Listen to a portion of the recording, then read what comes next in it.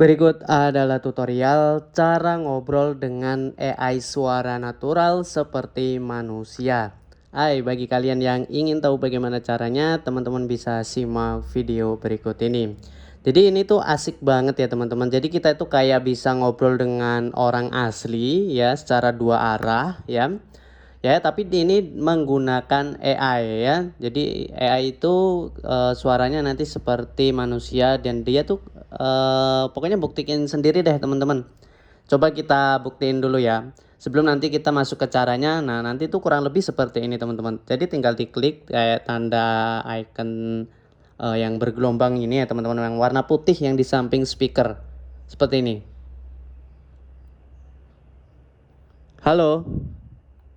Halo, gimana kabarnya hari ini? Kabarku baik, gimana dirimu? Aku juga baik. Terima kasih dan nanya.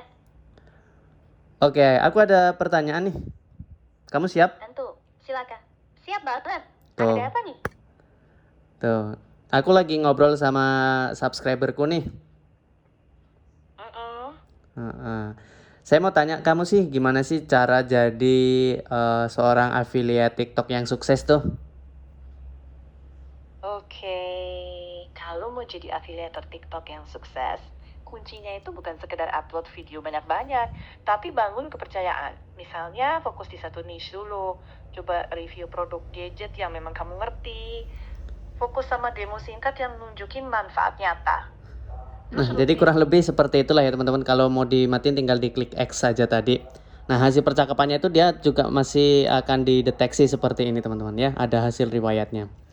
Nah, cara menggunakannya itu ya gampang banget teman-teman. Tinggal buka aja browser ya, tinggal ketik aja ChatGPT gitu ya. Kemudian kita search, kita masuk aja ke websitenya ChatGPT. Ini gratis ya teman-teman. Ya, ini bisa buat curhat ya.